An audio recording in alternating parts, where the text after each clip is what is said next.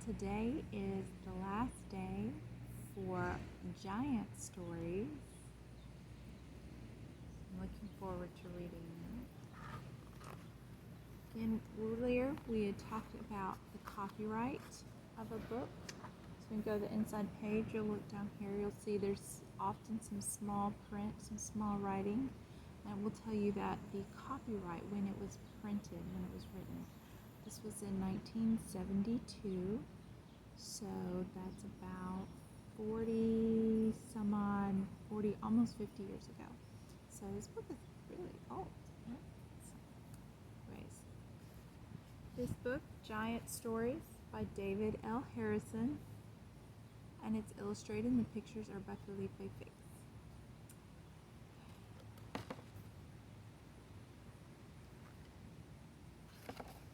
We are reading today a story called The Giant Who Threw Tantrums. Do you know what a tantrum is? It's a fit. You throw a fit. Right. Every story starts off with a small poem. Here's the picture. This one says, there once was a giant named Groans, who lived in a castle of stones, and often he said, I'd sure like some bread, but I hate grinding up all these bones.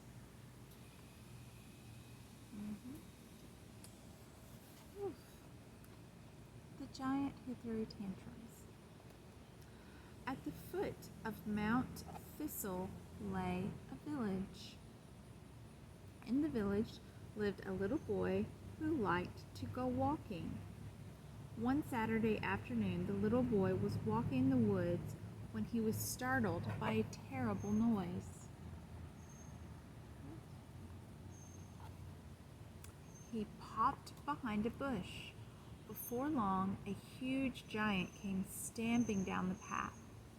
He looked upset. Tangle-bangled ringlepox, the giant bellowed. He banged his head against a tree until the leaves shook off like snowflakes.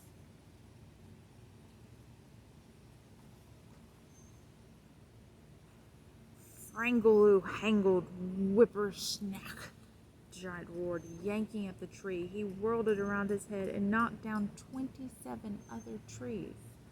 Muttering to himself, he stalked up the path toward the top of Mount Thistle. The little boy hurried home. I just saw a giant throwing a tantrum, he told everyone in the village.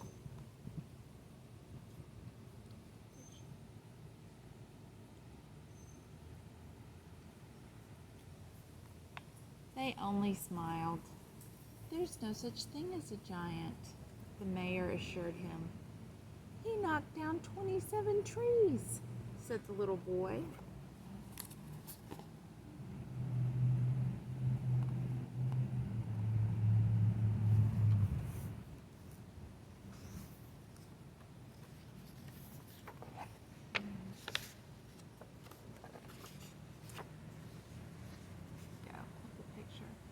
Must have been a tornado, the weatherman said with a nod. Happens around here all the time. The next Saturday afternoon, the little boy again went walking. Before long, he heard a horrible noise. He zipped behind a tree. Soon, the same giant came storming down the path. He still looked upset.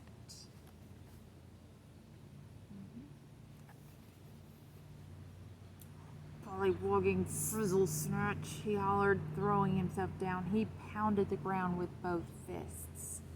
Boulders bounced like popcorn. Scowling crossly, the giant puckered his lips in an O. He drew in his breath sharply. It sounded like somebody slurping soup. Pooh, he cried. Grabbing his left foot with both hands, the giant hopped on his right foot up the path toward the top of Mount Thistle. The little boy hurried home.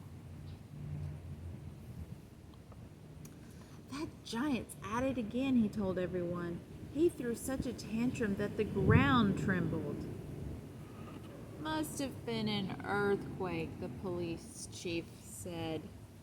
"Happens around here sometimes."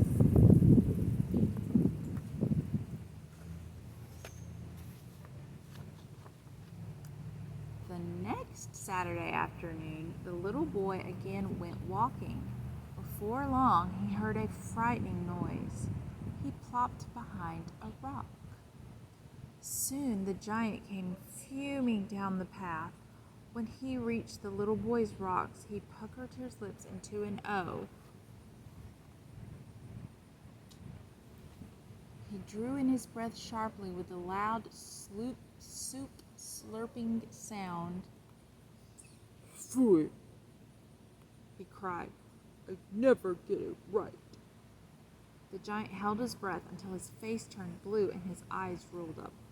"Fuzzle umper back a walker," he panted. Then he lumbered up the path toward the top of Mount Thistle. The little boy followed him.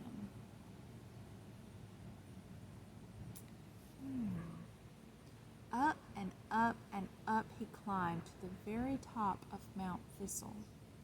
There he discovered a huge cave. A surprising sound was coming from it. The giant was crying.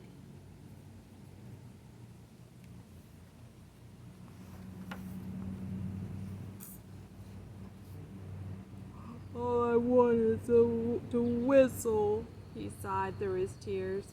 "But every time I try, it comes out wrong." The little boy had just learned to whistle. He knew how hard it could be. He stepped inside the cave. The giant looked surprised.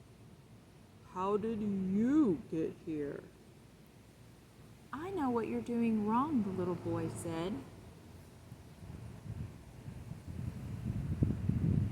When the giant heard that, he leaned down and put his hands on his knees. "Tell me at once," he begged. "You have to stop throwing tantrums," the little boy told him. "I promise," said the giant, who didn't want anyone thinking he had poor manners. "Pucker your lips," the little boy said. "I always do," the giant assured him. "Then blow," the little boy added. "Blow? Blow."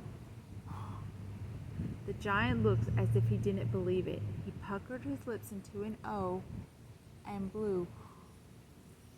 Out came a long, low whistle. It sounded like a train locomotive. The giant smiled. He shouted, "I whistled! Did you hear me? I whistled!" Taking the little boy's hands, he danced in a circle.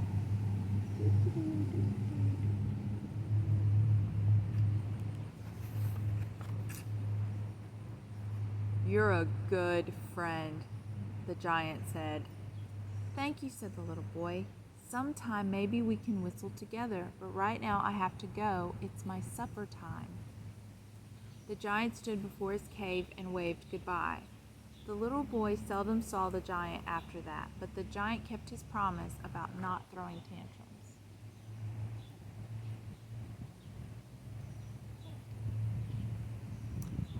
"We never have earthquakes," the mayor liked to say. "Haven't had a tornado in ages," the weatherman would add. Now and then they heard a long, low whistle somewhere in the distance. "Must be a train," the police chief would say. But the little boy knew his friend the giant was walking up the path toward the top of Mount Thistle, whistling. See? They're all thinking it's something else. The little boy, he knows it's the giant.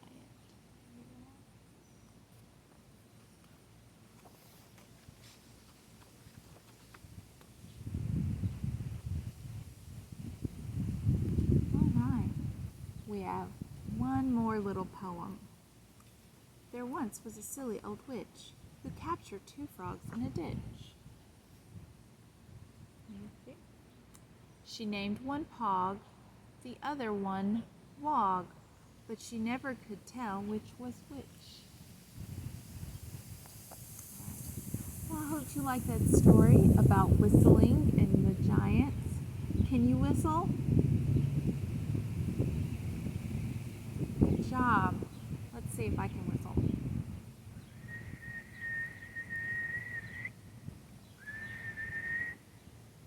That was a pretty good try. I should probably practice some more. And you keep practicing too. And I hope that you have a great day. And I'll talk to you later. Bye.